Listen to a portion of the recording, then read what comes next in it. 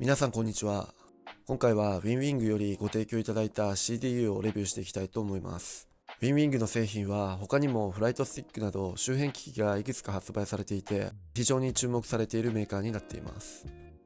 今回はこの Boeing 737の CDU のモデル PFP-3N をレビューしていきたいと思います。Boeing 737以外の CDU もリリースされていて、Boeing 747、777、Airbus A320 の MCDU 計4種類となっています。早速ですね、開封していきたいと思います。小さい方にはデスクに固定するマウントの方ですね、こちらの方がついていました。他にも付属しているものが CDU 本体に設置するユニット、USB ケーブルなどがついています。設置するときに必要なユニットとデスクに固定して使うマウントの2種類があるので、設置の方は自分のデスク周りに合わせて選ぶことができます。続いてメインの CDU の方を見ていきたいと思います。実機の CDU を忠実に再現したフルスケール構造となっていて、かなりですね、しっかりとした作りになっています。ボタンの方も実機のように少し上部に出ているところも特徴的です。キーキャップも耐久性を考慮した作りになっていて、押し心地はカチッと反応して、素材はゴム系で少し柔らかめな印象はあります。この辺りは慣れれば特に問題はなさそうです。続いて設置する際に必要になるユニットの取り付けですね。こちらを少し紹介したいと思います。何種類か取り付け方法はありますが、一番左のデスクに置くタイプですね。こちらの取り付け方法を説明していきます。CDU の裏側には A や B など表記があります。同じく設置するユニットの方にも A や B などの表記があります。CDU 本体の A の穴の位置とユニットの A の穴の位置が同じところに来るようにし、ネジの方を通していきます。ネジの方は3種類あり、真ん中のネジを使用します。こちらのパーツにネジを通すんですが、穴の大きい方からネジを入れて CDU 本体とユニットの穴に通して裏側にナットで固定したら取り付けは完了となります。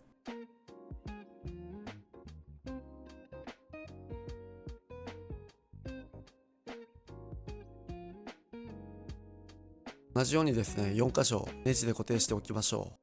う。他の取り付け方法は WinWing のホームページよりマニュアルがダウンロードでき、そちらから確認もできます。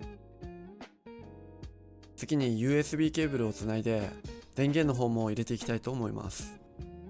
USB の接続も L 字型になっているので、設置後も USB ケーブルの方も抜けにくくなっているので、安心して CDU の方も使えそうです。またユニットの下に滑り止めとしてこちらの方を貼っておくことをお勧めします。滑り止めのシールを剥がすとデスクなどに置くとき結構強めに固定されます。その点は一つ注意が必要です。はい、それではこれからパソコンの方に USB をつないでいきたいと思います。電源が入るとバックライトのライティングがかなりリアルな印象がありました。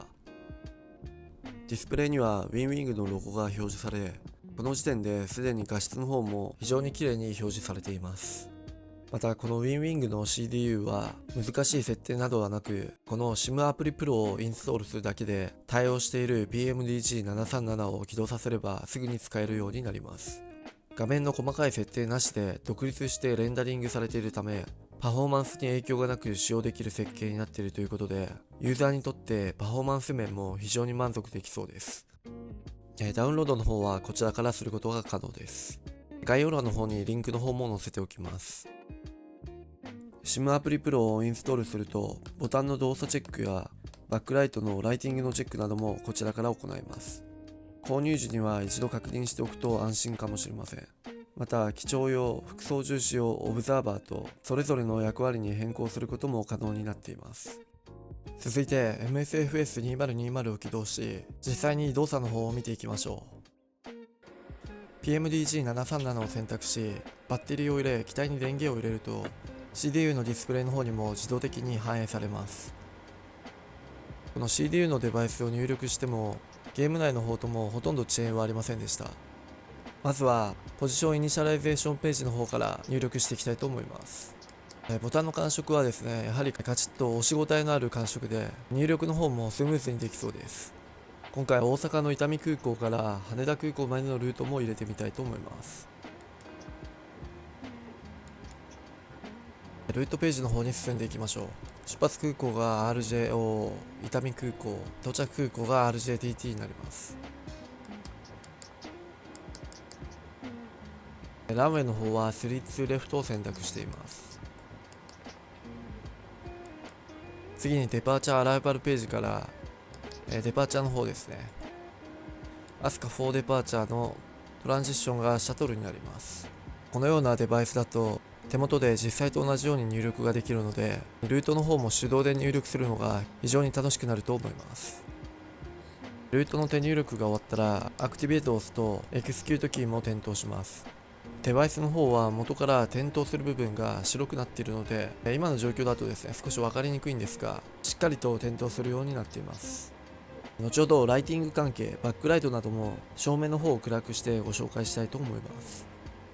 かなり反応も良く、ディスプレイの方の標準も非常に綺麗なので、デバイスのクオリティは高く感じました。このようにパフォーマンスページなども入力の箇所が非常に多いので、マウスを使うことなくスムーズにですねセットアップの方が可能になります。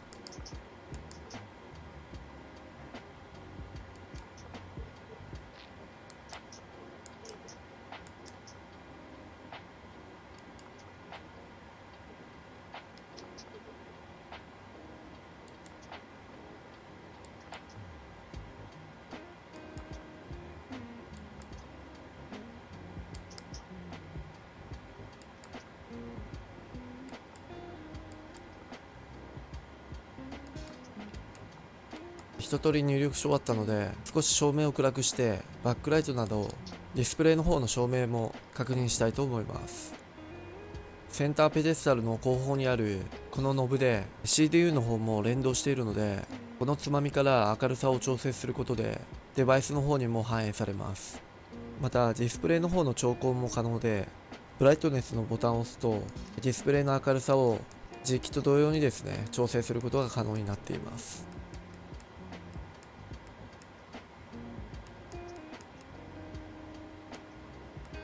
さらにディスプレイの方は結構画質の方もいいので、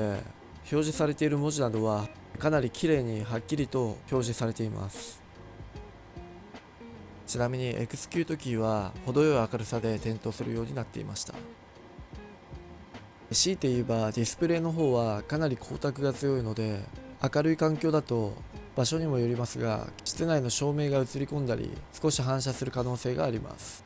この辺りは設置する位置や固定するユニットの角度などを工夫すると気にならないかもしれません。またこの WinWing の PFP3N の CDU ですが、現在予約注文という形になっていて、価格の方が日本円で約2万円ほどになっています。このような CDU のデバイスは他社のメーカーと比べると非常に価格の方も抑えられていて、製品としてもかなりこだわられているので、非常にお勧めできる CDU のデバイスだと思います。今回 WinWing の PFP3N CDU デバイスを紹介してきましたが、いかがだったでしょうか。最近ではデバイス関連も多く発売され、シミュレーターの世界をさらに楽しませてくれるアイテムの一つとなっています。本日も最後までご視聴いただきありがとうございました。ぜひ動画の方を参考にしていただければと思います。また次回の動画では別の周辺機器のレビューも予定しているので、気に入っていただけましたらチャンネル登録、概要欄より X のフォローもお待ちしております。それではまた次回の動画でお会いしましょう。ご視聴いただきありがとうございました。